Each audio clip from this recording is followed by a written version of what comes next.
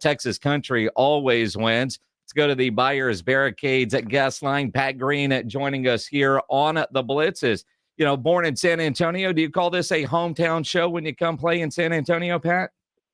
Man, how could I not? I mean, what a great place. Yeah, growing up in South Texas and being around that culture was always a big part of my life. So yeah, I'll call it a hometown, if you will. Of course we will. That's for sure. No, and I know everybody's excited to see you. Thirsty Horse, and that's going to be a fun show, I think. Have you been there since they've fancied it out? I don't think I've ever been there, and I'm so excited for having a new venue. I mean, we've played all over San Antonio, obviously, through the years, but having a new place to go and see is, yeah, I'm excited. Pat, May 9th at Thirsty Horse, which the fact that Thirsty is starting to do a lot more bigger acts like yourself coming in, I think is great for a lot of local artists. They've been playing there for a long time, so I know it's going to be a great show, but I got to ask how you feeling, man. Last time I saw you, you just had back surgery and you were sitting down most of the show. Are you able to put on a Pat Green show yet, or are you still nursing the back? Yes, absolutely, I am. I'm full speed ahead. I had the surgery back in February. And so, yeah, now everything's working. I can stand up all by myself. Everything's working. That's good. That's a good thing. Yeah, no, it's been, I mean, honestly, just to have that relief and get all that stuff behind me has been great. And, I've been up, and I can't play golf yet, but I'll be there sooner or later. Well, that's good. You got to be able to play golf. So I'm happy that that's going to happen. Pat, I got to ask you a question because I know you've got some new music coming out. When you put on a show, say like you're going to do a Thirsty Horse on May the 9th, how do you decide how much new music you play and how much of your hits? Man, I go with Darryl Royal, the head football coach from, God rest his soul, from UT years and years ago. His line was always, "You dance with the one who brung you." And so we play a lot of all the radio songs. We make sure we get to most of those.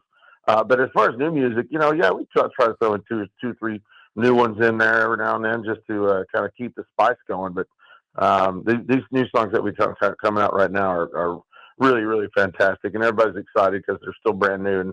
And so, yeah, I'm looking forward to getting those. Yeah, definitely going to be playing at least one of those songs at that show in San Antonio at the Thirsty. At least one, maybe two. We'll see. And obviously, I mean, how night after night, I know through the years talking to you, Pat, sometimes you think, man, I've got to play this one. I've got to play this one. I've got to play this one. Kind of tired of this one for now. Let's put this on. How do you come up with your set list night in and night out? Honestly, my keyboard player is the band leader, and he does that. So I don't have to worry about it too much. But the reason why he has to do that is because you have to think musically speaking, what works with what song, like what goes right after another song.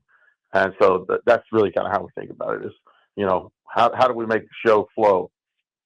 Pat, when you're writing music and coming up with new songs, and I'm always curious about this, is that something you do? Is it a constant? You think of something, you write it down, and then turn it into a song, or do you just get in a room with your guys and just brainstorm? Man, I've got little yellow Post-it notes all over the place that have little ideas, and I mean, like you would imagine. Me and Corey Morrow actually stayed at my house last night, and we were hanging out and late, and writing songs and just shooting the bull, so to speak. But I had this idea: I'd rather be the hunted than the haunted, and I thought that was a really cool line. So we wrote that song, and then yellow Post-it notes. Just imagine a room with yellow Post-it notes all over the place. I can imagine. Pat Green joining us here on the Blitz. When you're writing with somebody like Corey, the idea of you're writing them together, but then do you decide, well, Corey, that one's going to go on your next album, or you know what? No, dude, I want to release that one. How do you decide who's getting to keep the song? Well, that's it. Yeah, it's an arm wrestling contest for sure. It's nothing like that. I mean, honestly, it kind of comes naturally, and you don't really think about it too much. I mean, honestly, there's nothing wrong with two people recording the same song and having two different views of it. So that's kind of the way I look at it. When you're writing a song and you're singing it, I would assume you never know if it's going to be a big hit or not. I mean, I would assume you think it's going to be, but do you get that feeling when you sing it and think, man, this is the one? I sure felt that way about Wave on Wave. Yep. Well, you were no right. doubt in my mind that song was a hit. Wave on Wave came that way. Carry On was another song that really sounded like a big song, so that it feels just like it should. Baby Doll, the ones that actually made the big time to the radio, those songs really did feel great. You know, from the moment they were born, they felt great. Southbound 35 for me is right on that list. Oh, there you go. There you Songs go. about Texas, and I like that. I mean, just the Pat Green catalog is incredible. You could really play for 3.5 hours every night if you wanted to, right? Yeah, but I'm way too lazy for that. I said if you wanted to. Well, but you know what? It's kind of like going to see Ben-Hur or the Ten Commandments movie or any of those, those crazy long. Dude, I'm a 2-hour movie guy. If it's past 2 hours, it better be Lord of the Rings or something. 'Cause, 2 hours is about as much attention span as I get. Pat, you've been doing this for a little while, and obviously your resume speaks for itself. But when you get up on stage, regardless of where it is, I know you've played at some big venues and some smaller ones. Does it matter to you? And when you just get up there and you sing, and the people are enjoying it, does it really matter? It's about a 10-minute span where your brain, I don't care who you are, I don't care if you're George Strait or me. About 10 minutes, it just have to calm down. Like you get in there and you get this amazing rush of adrenaline, and then once that settles, it's cruise control. So, but yeah, I mean, about 10 minutes, man, your heart's going pitter pat pretty quick. Absolutely. Pat Green at Thirsty Horse on May 9th. And you've got a new song, Elvis in Memphis. And reading about it, is this going to be another like Wave on Wave anthem hit? I don't know. I mean, like I said, I thought Wave on Wave was a hit, and it turned out to be. But every song, it's like it's what you say about your kids. All your kids are your favorite, and there's not one that you just go, I don't know about that one. If you're going to put it on the radio, you better be pretty proud of it, because you're gonna like it or not, they're gonna say something about it. So, but I love Elvis in Memphis. I wrote that with a great friend of mine named Brett James. And we wrote a ton of songs together.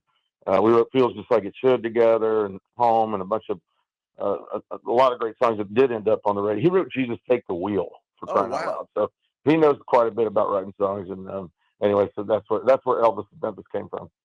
Pat, I know you knew Wave on Wave was going to be a hit, but the mega hit that it has become. I mean, there's folks singing this at stadiums, and I mean this song is everybody knows that song. Yeah, it got bigger than that's kind of the way it goes. Sometimes songs get bigger than the people that record them, and that song certainly went as far as you can go. It stayed at the top of charts for a number of weeks, and crossed over into the pop world as well. So yeah, we got really lucky on that, and I'd like to think my children's education are being paid for by that song. Absolutely. Put your grandkids through college. I can't believe that song is over 20 years old. Wow. Man. Isn't that crazy? Yeah, 2003 is when that song came out. That is insane. Pat Green joining us here on the Blitz, on tour again, new music coming out. Out of curiosity, you think about the Texas country, the Americana music scene. What Cross Canadian Ragweed did a couple of weeks ago in Stillwater, selling out 4 nights of Boone Pickens Stadium. What kind of resurgence does that do for Texas music? Well, first of all, I think it's just wonderful. They've been broken up for 15 years, and just to have them back on the scene is incredibly important. I'm really glad that they could do 4 nights with Turnpike Troubadours, and what an amazing amount of momentum that is for the Texas music scene. And you think about the guys that are coming on strong. You think about Parker McCollum, Corey Kent. You think about these guys that are going out there and really making a ton of headway. And man, what's good for the goose is good for all the other gooses, is what I always say. That's absolutely true. Who did you listen to growing up when you were getting into music? Who was some of the people that you listened to? Well, I mean, I don't think it's going to be any surprise. You know, it's going to be the Willie and Waylon and Merle and those guys. But Jerry Jeff Walker had a huge impact on my life. He was one of the guys that really kind of took me under his wing. Willie Nelson really did too. They both put me on tour with them for years and years. We got to do a bunch of shows with those guys, and so I mean, I kind of feel like it's the same thing that I got to do for all these younger guys. Is, you know, hey, give them a leg up and see how, you know, let's see how fast they can pedal. Do you ever think at what point, and I go back when I was working at the New Braunfels radio station, 92.1 with Matt's in early 2000s, late 90s, and you would come down, do morning show interviews and, you know, leave a note on the door saying, I'm sleeping in the van, wake me up when it's time so I can brush my teeth before you'd come on, that you would be. That's no joke. For real. Well, really happened. And the idea now that you know, like you're the elder statesman, you're the one people are going to for advice. And man, can I get on tour with you? Because if I get an endorsement from Pat Green, that's going to help my career. Man, it feels wonderful. I didn't know what it was going to be like to be an old guy, but here I am, and I'm happy. I love it. I love helping anybody else that you know that needs a leg up or whatever. You know, I certainly needed that too. So yeah, it's a fortunate thing. Well, I tell you, just watching you perform live is pretty special. I mean, it's a fun show, and the songs you sing along to them, and it's just great. And I can't wait for May the 9th out at Thirsty Horse. It's going to be a blast.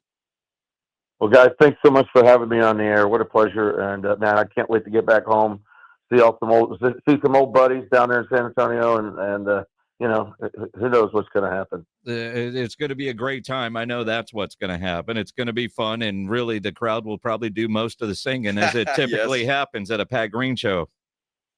It feels great. It really does. Beware those first 10 minutes, though. We have been warned. We have been warned. Pat, appreciate you jumping on with us, man.